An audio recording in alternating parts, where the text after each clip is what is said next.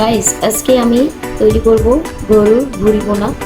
আশা করছি আপনাদের কাছে অনেক বেশি ভালো লাগবে, কারণ মোটামুটি আমরা সবাই গরুর ভুঁড়ি খেতে পছন্দ করি, কিন্তু পারফেক্টলি রান্না করতে জানি না।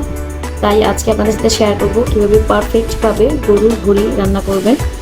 আর এটা হচ্ছে আমার শাশুড়ির কাছ থেকে শেখা খুবই টেস্টি একটি খাবার। ঠিক আছে, আশা করছি আমার এই প্রতিটি টিপস যদি আপনারা ফলো করেন, আপনাদের ভুঁড়ি ভুনাটাও খেতে খুব টেস্টি হবে।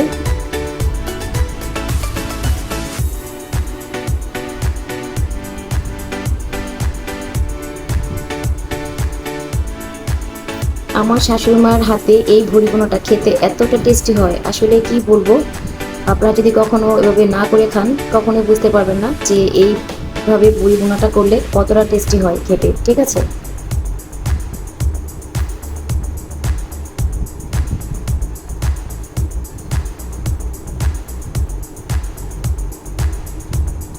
আমি আগে থেকে ভুঁড়িটাকে সিদ্ধ করে রেখেছিলাম কিছু তেজপাতা, হলুদ, লবণ আর দারুচিনি দিয়ে। ঠিক আছে, আপনারাও চাইলে এভাবে আগে সিদ্ধ করে রাখতে পারেন। আমি প্রেসার কুকারের সাহায্যে সিদ্ধ করেছি, এতে করে ভুঁড়ি ভুনাটা খুব ইজিলি হয়ে যায় আর কি।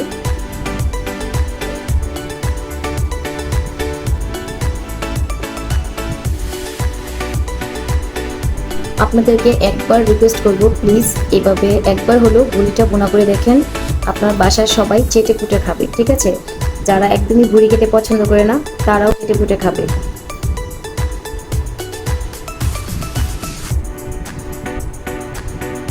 আর বিশেষ করে যারা প্রবাসী ভাইয়েরা আছেন বা নতুন রান্না শিখছেন আপুরা, তাদের জন্য খুব বেশি হেল্পফুল হবে আজকের এই ভিডিওটা। সো না টেনে পুরো ভিডিওটা দেখবেন।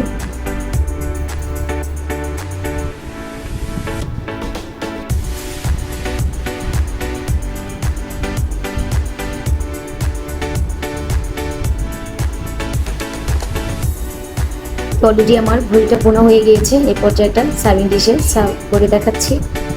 দেখুন আমার ভুঁড়ি বোনটা দেখতে কতটা লুবনি হয়েছে। দেখতে যতটা লুবনি হয়েছিল, ঠিক খেতেও অতটাই মজা হয়েছে।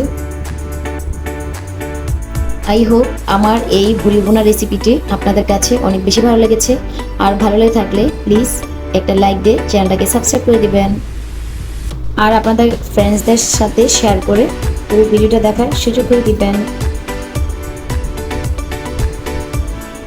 আর আপনাদের কাছে যাওয়ার আগে একটাই রিকোয়েস্ট করবো, কেউই খাবার অপচয় করবেন না প্লিজ।